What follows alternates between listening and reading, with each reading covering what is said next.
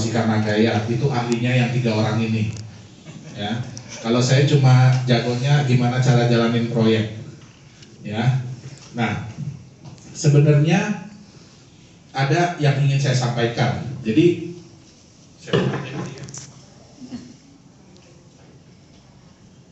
jadi gini. Akhir-akhir ini kan Bapak Ibu ada melihat ya fenomena kenaikan harga aset digital ya, aset kripto ya di Indodax yang di market dunia lah yang wow, gitu ya. Nah, tapi sebenarnya ada beberapa kekhawatiran dari kita juga sebagai sebagai perusahaan yang membuat konsep mata uang digital atau aset digital ini. Kenapa? Karena itu sudah ada, jadi sudah ada berita ya bahwa fenomena aset digital ini akan menjadi sorotan bagi bank-bank sentral dunia. Kenapa? Karena kenaikannya di luar daripada udah nggak masuk di akal lah ibaratnya ya. Terus volume yang terjadi juga nggak masuk di akal. Yang dikhawatirkan oleh bank-bank sentral ini apa? Bapak Ibu harus tahu ya, kalau yang namanya di trading itu kan berarti ada yang menjual dan ada yang membeli. Ya.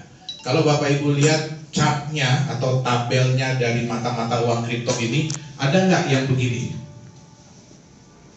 Nggak ada. Pasti begini. Ya, pasti naik turun, naik turun, naik turun. Ya, jadi kayak kalau kita pegang aset digital itu jadi kayak naik roller coaster. Ya, nggak pernah saya lihat ada orang naik roller coaster ketawa-ketawa.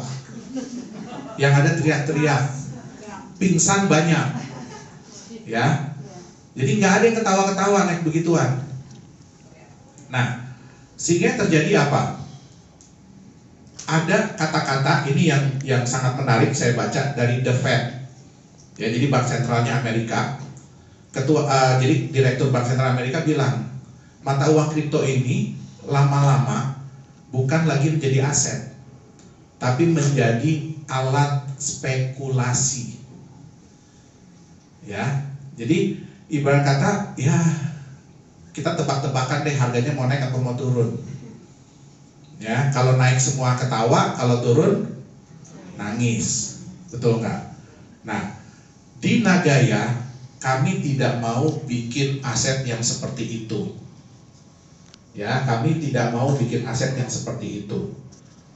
Kenapa aset-aset ini rata-rata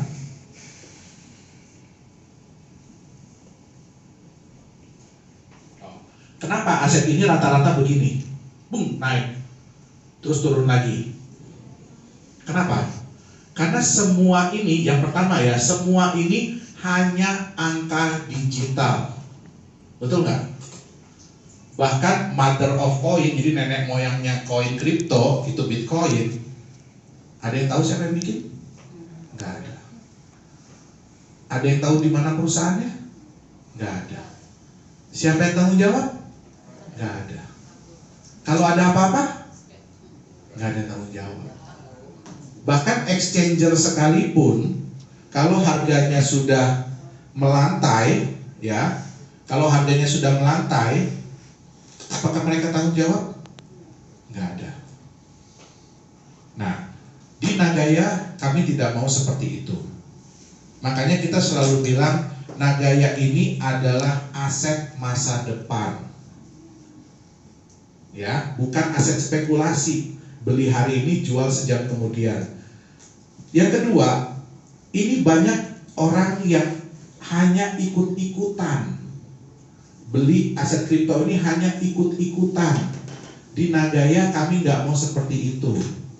Makanya tim ini capek-capek ya, seminggu 2 kali bikin offline, seminggu 3 kali bikin acara BOP online, training 2 kali. Supaya apa? Bapak Ibu ini paham apa yang Bapak Ibu pegang. Ingat baik-baik, yang pertama, Nagaya ini bukan hanya angka digital.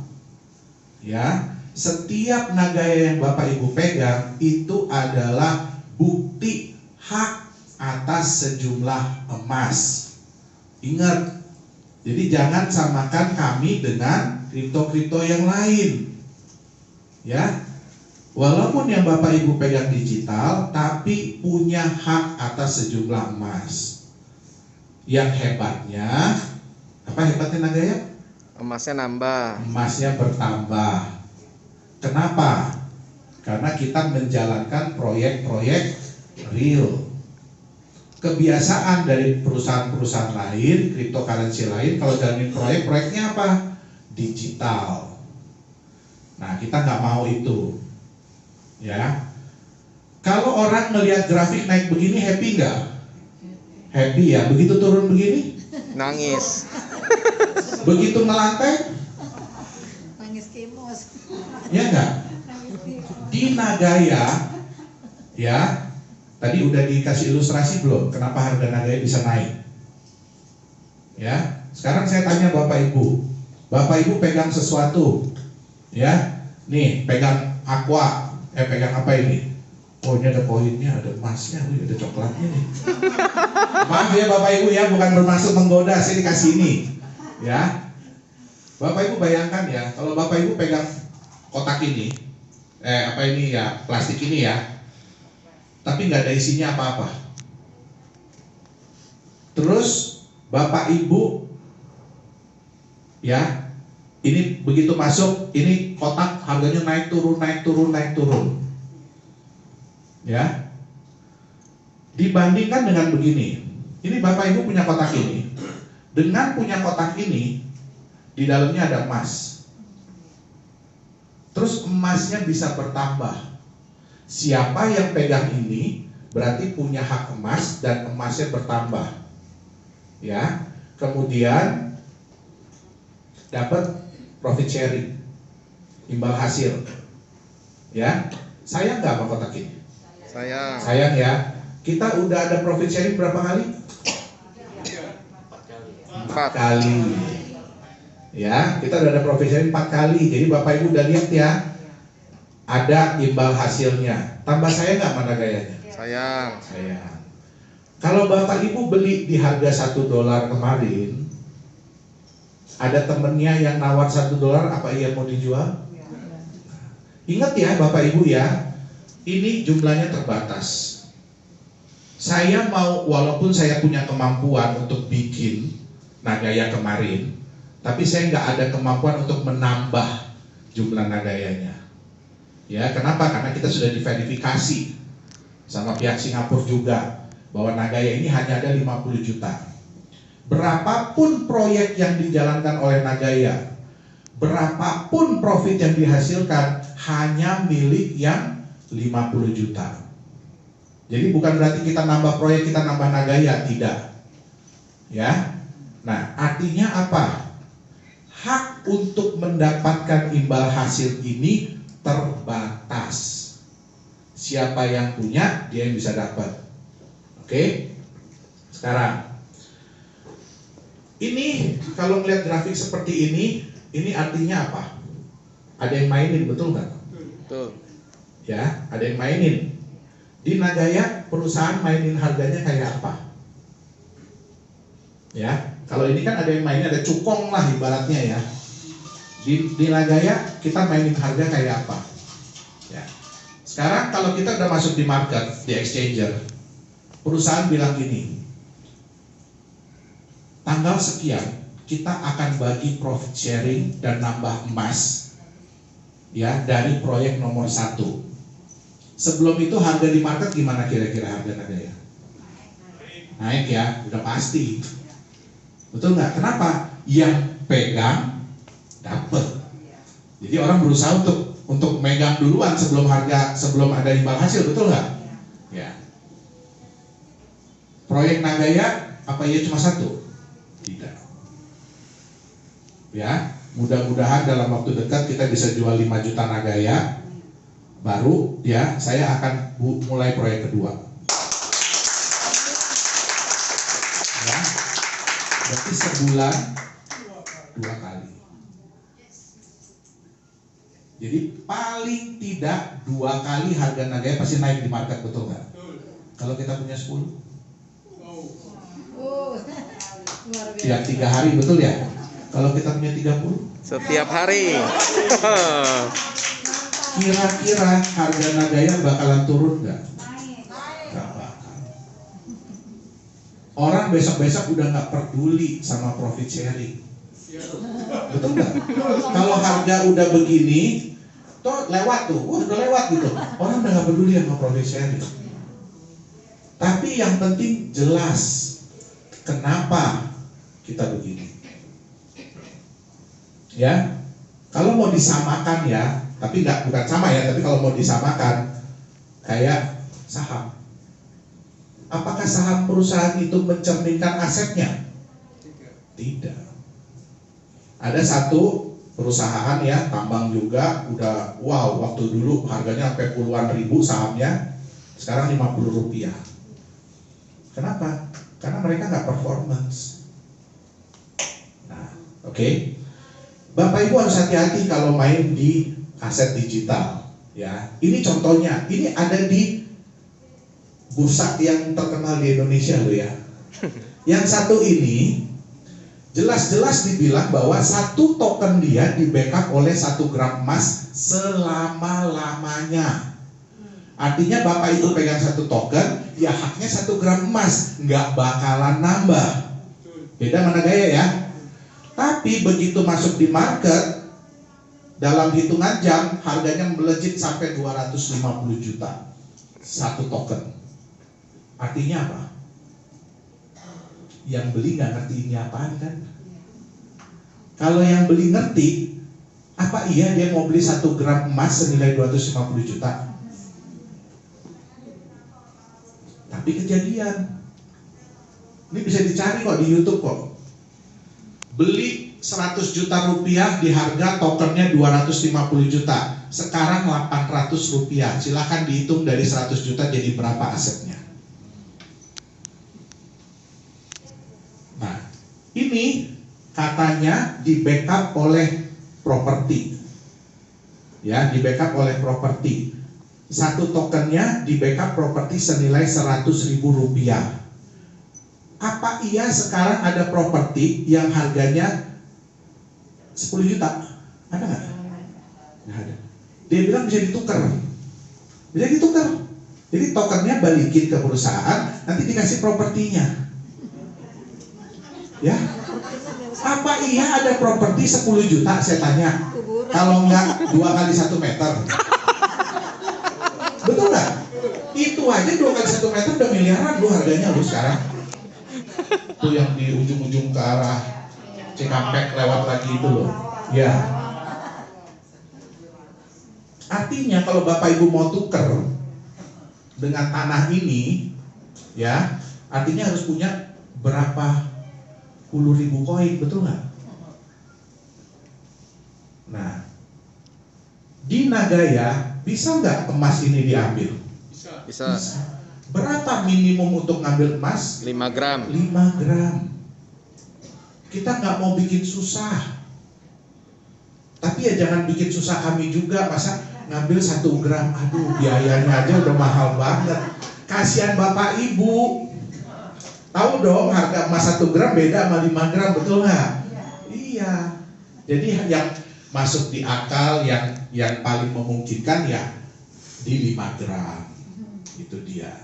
Ya kalau nanti Nagaya emasnya nambah. Kalau 0,05 gram per Nagaya berarti butuh berapa Nagaya? 100. Udah naik jadi 0,1. Ya berarti butuh 50. Nagayanya dikembalikan. Kalau udah naik jadi 0,5 ya cuma butuh 10. Itu dia. Ya. Ini ingat tadi ya, 1 token itu mewakili nilai properti senilai 100.000. Ingat ya? Waktu masuk di exchanger, turun, tiba-tiba dalam hitungan jam jadi 1 miliar 1 token. Kira-kira ada yang beli nggak? Ada. Kalau nggak ada yang beli, nggak jadi 1 miliar harga di sini. Berarti ada yang kena peh nggak? Bayangin 1 miliar turun jadi 200 ribuan sekarang. Stroke, Pak. Hah? Ya mudah-mudahan singgah ya Pak ya. Betul. Tapi semua ini terjadi kenapa? Karena ketika kita pegang.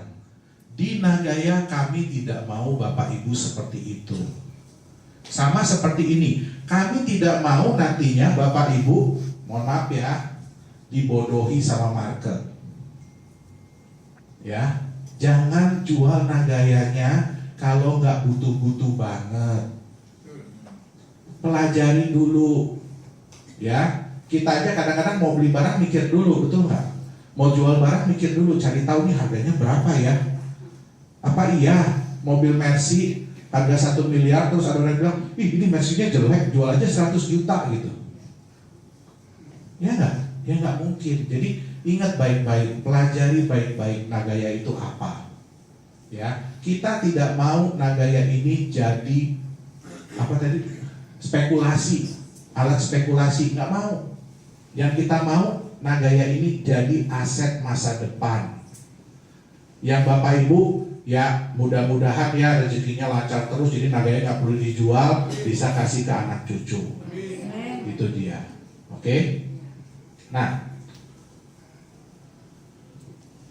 ya, nah sekarang banyak yang berpikir begini, Pak, apa iya sih? Ya, harganya bisa $100 gitu ya. Tadi aja nggak jelas aja. Udah jelas-jelas 1 token 1 gram, begitu masuk di market bisa jadi 250 juta ya. Itu indahnya market. Kenapa? Banyak orang yang nggak tahu.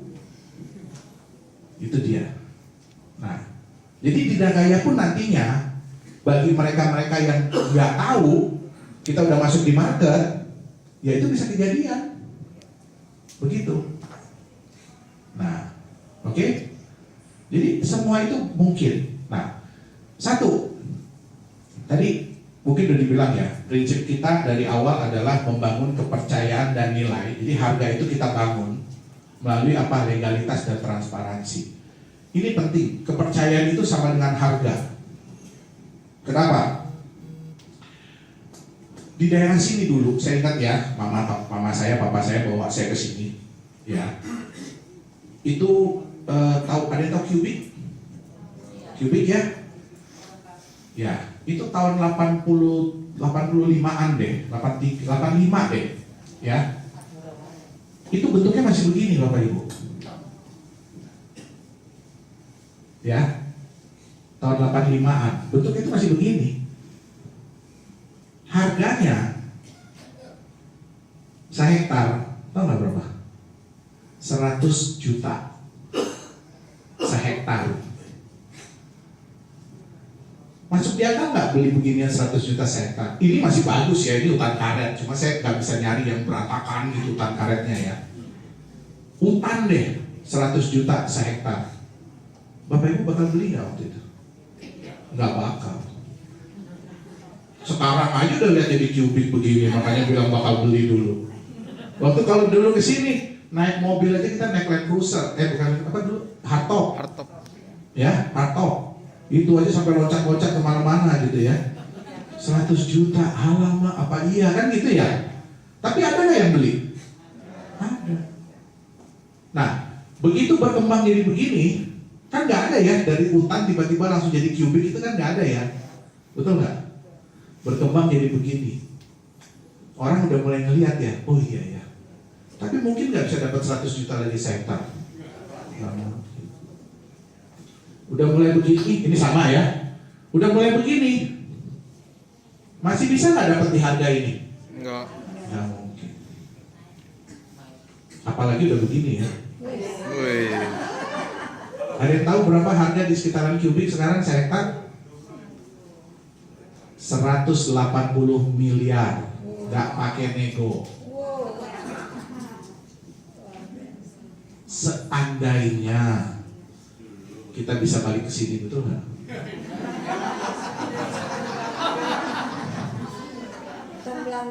Makanya orang berebutan mau bikin mesin waktu, betul nggak?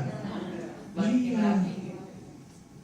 Seandainya saya bisa balik ke sini, yaitu. Ada nggak yang beli di sini waktu itu? Ada. Ada yang beli di sini? Ada. Ada yang beli di sini? Ada. Ada yang beli di sini? Ada. Yang beli di sini resiko nggak? Resiko. Dia belum tahu ini mau diapain, betul nggak? Yang di sini, aduh masih begini, tetangga aja nggak punya kan gitu. Di sini, oh ya udah lumayan lah, betul nggak? Begitu dari di sini.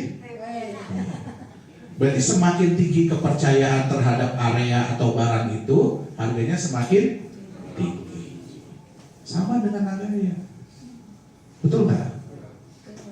Ya?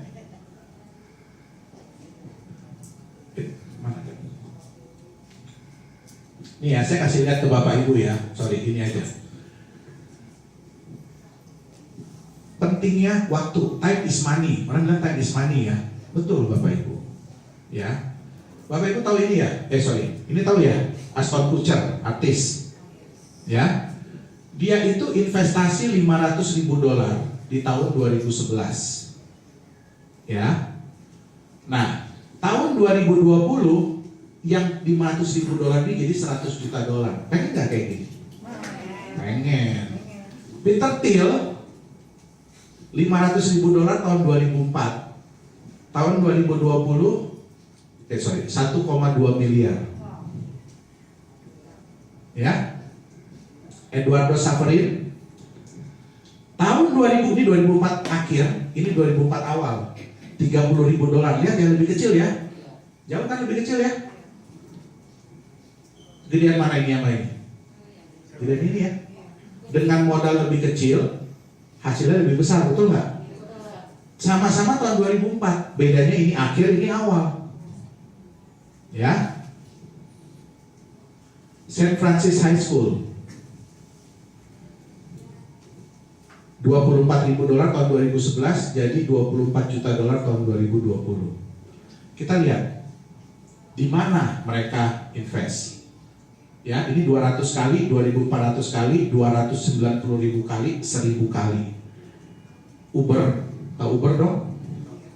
Facebook, ini apa? Snapchat. Ya, tahun 2004, Bapak Ibu ada yang tahu Facebook? Hebat kalau ada yang tahu. Friendster. Ya, nggak ada yang tahu Facebook kan? Eduardo Saverin ini dideketin sama Mark Zuckerberg. Ya, dijelasin apa yang mau dibikin. Belum ada loh Facebooknya loh, baru apa wacananya, baru rencananya, ya, baru katanya, baru konsep di otak. Dimodalin lah sama si Saverin. Modal awalnya pun cuma $1.000. Ya, $1.000 dimodalin sama Saverin. Kerjalah tuh si Mark Zuckerberg. Oke, jadi sedikit ditawarin ke Peter Thiel. Dulu namanya bukan Facebook, tapi The Facebook. Ya, tawarin ke Peter Thiel masuk $500.000. Tapi si Saverin ini dialah orang yang menangkap peluang pertama. Ya, saham dia jauh lebih besar, modal lebih kecil, saham lebih besar. Kenapa? Tentu saja resiko dia gede nggak waktu dulu? Gede. Tapi dialah orang yang menangkap peluang Facebook ini seperti apa. Bukan sih Mark Zuckerberg. Mark Zuckerberg itu cuma programmer. Tapi Saverin lah yang punya, oh ini nanti Facebook bisa begini, bisa begini, bisa begini, bisa begini. Makanya dia bisa ngajak si Peter Thiel. Betul nggak ini time is money? Ya, oke. Pertanyaannya, sekarang Bapak Ibu kalau beli saham Facebook kan udah Facebook kayak apa ya? Kalau beli saham Facebook, mau nyamain duit dia segini, berarti mesti keluar duit segini ya. Nggak bisa lagi kan beli 30.000, datang ke Mark Zuckerberg, Mak, ini saya kasih duit 30.000, tapi saham saya samain sama Eduardo Saverin ya, bisa nggak? Nggak bisa. Yang paling penting adalah Bapak Ibu pelajari konsep Nagaya ini masuk di akal atau tidak. Ya, kenapa? Kesempatan nggak akan datang 2 kali. Oke, saya jadi nyesel kok kalau saya tahu si Mark Zuckerberg dulu saya kasih nih $30.000, jangan kayak $30, gue lebihin deh Mark gitu. Ya, tapi saya pun mungkin saat itu nggak akan. Kenapa? Ya bisa jadi nggak percaya, gitu loh. Oke? Nah, ini kalau di kripto ya, tadi kan 2.900 kali gitu ya. Ini kita lihat Peter Sennington beli Bitcoin $115 tahun 2017. Tahun 2020 ini salah kan? Ini lebih tinggi ya. Christopher Koch $26 jadi $50 juta. Ini waktu Bitcoinnya naik lagi jadi berapa? 500 ya. Jadi 500 juta doang yang kita bikin ini nih. Ya. Tapi Bapak Ibu lihat ya, 2009 sampai 2020. Kira-kira nih si Christopher Koch ini kebelet nggak pengen beli sesuatu? Melihat harga Bitcoin udah jadi $100.000, $200.000, kebelet nggak? Kebelet. Tapi karena dia mempercayai Bitcoin itu sebagai aset. Beda sama yang main di trading ya. Trading itu spekulan. Dia menganggap Bitcoin itu sebagai aset. Beli, simpen. Anggap aja nggak ada, tapi jangan lupa password. Ya, jangan lupa password. Ingat di Nagaya ya, jangan lupa password, jangan lupa username. Ya, ditengok-tengok lah itu. Ya, itu bukan cuma angka, itu ada emasnya loh itu. Ya, nah, oke. Eric Friedman $1.000 tahun 2011, umur 11 tahun beli Bitcoin tahun 2011 $1.000. 2020 4,4 juta nilainya. Yang tadinya dimaki-maki sama orang tuanya jadi dicita sekali, betul nggak? Iya. Nah, lihat ya, 7.000 kali, 2 juta kali, 4.500 kali, 110 kali. Beda berapa tahun doang? 2 tahun. Itu dia. Ya, jadi saya harapkan Bapak Ibu tolong Nagaya ini dianggap sebagai aset Bapak Ibu. Ya, anggap saya punya rumah, kayak punya mobil jangan dianggap. Punya emas. Ya. Nah, dulu pertama kali kita mulai Nagaya ini di harga $1. Ya, di sini ada yang second, yang saya tahu aja ada 2 orang yang masih dapat Nagaya di harga $1 di ruangan ini. Ya, saya ingat banget. Sama ya, Pak Lindu ya, Pak Eko ya. Konsep, ingat Bapak Ibu, ini belum ada nih. Ini aja belum ada nih. Ya, konsep. Saya cuma cinta pakai laptop. Saya mau bikin seperti ini, saya mau bikin seperti ini, saya mau bikin seperti ini. Ya, kita mulai proyek pertama, kita naikin harga jadi 1,1. Wajar nggak? Wajar. Kalau nggak fair dong buat mereka. Mereka dengar saya cuma punya laptop, betul nggak? Bapak Ibu udah ngelihat ada proyek. Bagi hasil pertama kita naikin 1,25. Wajar nggak? Ya wajar. Naik lagi 1,36. Sekarang 1,48. Tanggal 10 naik lagi ya. Oh. Angkanya tunggu pengumuman. Angkanya join di Telegram grup kita. Saya tak dimarahin Pak Dani kalau nggak bilang. Ya, join di Telegram grup kita. Oke? Nah, tanggal 10. Cuma itu yang bisa saya bocorin. kasih tahu. Ya, nah, kalau saya bocorin lagi dimarahin. Nah, begitu kita masuk exchanger, target kita kan akhir tahun ini atau kuartal 1 2022, ya. Proyek udah berkali-kali ngasih profit sharing, betul nggak? Kita audit, kita masuk exchanger. Apa yang terjadi kalau masuk exchanger? Baik. Orang-orang pada baik. Bapak Ibu ada yang lihat penjualan hari ini yang sangat signifikan di Nagaya? 153.000 Nagaya plus 15.000. Itu dari mana? Dari Rusia. dari Dow Konsensus. Kita ngomong 20 menit sekali doang. Makanya jujur Bapak Ibu ya, senang nggak saya lihat penjualan begitu? Enggak. Bapak Ibu tahu proyek Nagaya di mana? Indonesia. Saya orang mana? Indonesia. Indonesia. Harga murah siapa yang punya? Rusia itu. Ya, Korea. Sekarang penjualan luar negeri kita jauh di atas penjualan Indonesia. Sedih. Kenapa? Artinya yang menangkap peluang ini adalah orang luar. Yang dapat imbal hasil banyak siapa? Orang luar. Orang luar. Ya mohon maaf, bisnis mesti jalan terus. Itu dia. Ya. Nah, sekarang begitu masuk exchange, kira-kira harga gimana? Naik. Pakai di mall Korea. Ingat ya, di mall Korea itu bukan orang beli, orang datang bukan untuk investasi, bukan untuk punya aset. Dia nggak mikirin, dia mau tahu apa? Gua mau shopping, saya mau belanja, anak saya mau nonton.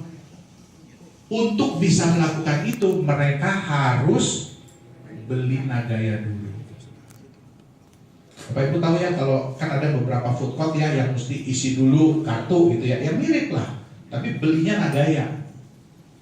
Kira-kira mereka peduli nggak harga Nagaya berapa? Enggak. Nggak peduli, karena harga barang pun akan ikutin Nagaya. Nah, ingat, permintaan semakin tinggi, sedangkan yang jual semakin sedikit, artinya harga Naik. berapa harga di sini? Lebih tinggi nggak dari masuk di exchange? Lebih. Lebih. Nah, nanti dipakai peer-to-peer loan, jadi jaminan, ya, bisa pinjam meminjam. Ini makanya penting kepercayaan. Kenapa? Supaya orang mau Nagayanya dijadikan jaminan. Itu kita butuh tempat, butuh legalitas yang jelas. Siapa di sini nggak tahu Singapura? Siapa yang tahu di mana British Virgin Island, Vanuatu, Seychelles, Grenadines?